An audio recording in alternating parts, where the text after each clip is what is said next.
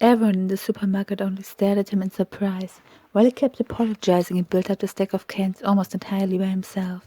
Later he even gave away the cans he bought because he didn't want to break his fast. How was that even possible? I asked, with my interest piqued. Collapsing on the supermarket floor and just completely backing out just because you haven't eaten enough.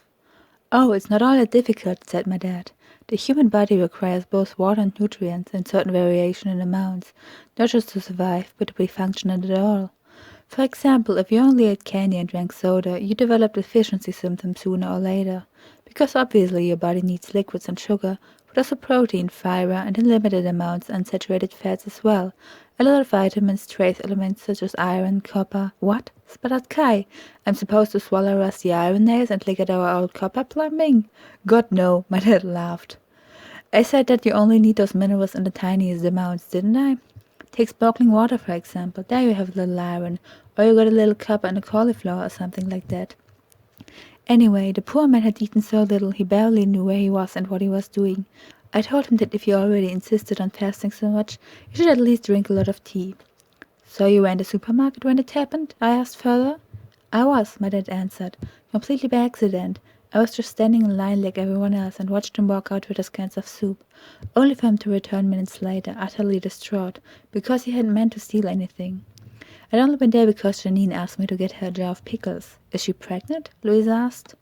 I guess it's possible, my dad avoided giving an entirely clear answer. Not that I minded, because of course I knew that Janine was still young and could definitely still get children, but if I was being honest, I didn't need any further siblings. My life was complicated enough as it was. Anyhow, he continued without paying any further attention to the topic. I was at the supermarket and had a chance to have a short conversation with him. As mentioned before, he's got a complicated relationship with the church itself, but still fast like his life depended on it. Who knows, maybe he really did do something horrible in the past, and tries to atone and punish himself by simply not eating. Not the most Christian approach, if you ask me, but that's the idea he got stuck in his head. Also really, Kay searched up in his seat, and I could only agree with what he was about to say next. I could never, never fast voluntarily. If I don't eat anything for 5 hours, I'm literally ready to have an entire grizzly for dinner. Me neither, I agreed, and very passive-aggressively added on. I'm not a big fan of involuntary fasting either. Now was really the time to finally pillage the red carry bag. Dad, I asked miserably. I have an absolute monstrous appetite. I wouldn't be satisfied with an entire grizzly bear. I need an elephant. Don't let your little brother hear that, he joked. You know how much he likes Benjamin the elephant. He'd be distraught knowing that you'd want to put him on a grill. Dad, I urged him now. I didn't feel like jerking around at all. Can you please give us the red carry bag with the food? Ooh, the red bag, my dad mumbled, confused and out of his depth, as if I'd just asked him for an alphabetical listing of his Christmas presents from 1991. Oh. I didn't like the sound of that "oh" a single bit, because it reminded me of all these uncomfortable gut feelings I'd had all along. Chapter 7, in which we learn to live with a catastrophe. My dad opened the ceiling hatch with the press of a button, revealing the clear night sky behind the sliding window. He looked up and then closed the hatch again. What time is it? He asked, distracting from something very unpleasant, but only leading the conversation to something even more unpleasant. I still wasn't entirely certain what had happened, but I suspected something terrible. This had to be how the little dinosaurs in the land before time felt when they thought to have found shelter from the hailing rain, only to realize that they were standing beneath the bulging stomach of a hungry sharp-tooth. Louisa and I weren't quite as hungry as I, yet, and therefore more willing to play along with my father's little games, that I felt in my bones were a desperate attempt to hide an awful truth. Why didn't he just hand over the bag? What was he waiting for? Had he already eaten everything by himself and didn't dare confess his own horrible deed?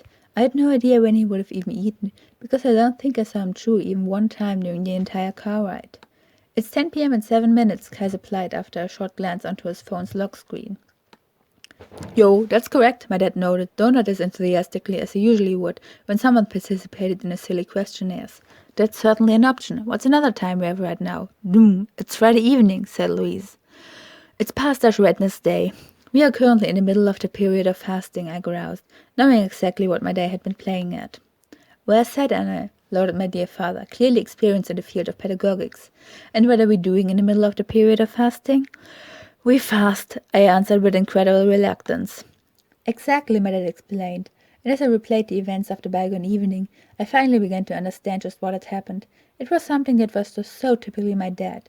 Jesus himself fasted 40 days, but also warned not to brag about it, to wash your face and your hair, to keep others from noticing what you deprived yourself of.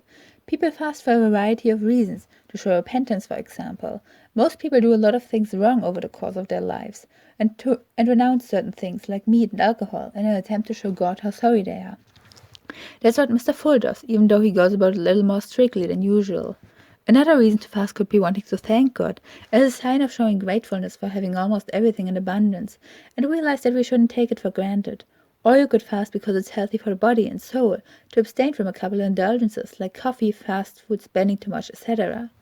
I was 90% certain that I already knew the answer, but I still asked. And what does this have to do with us?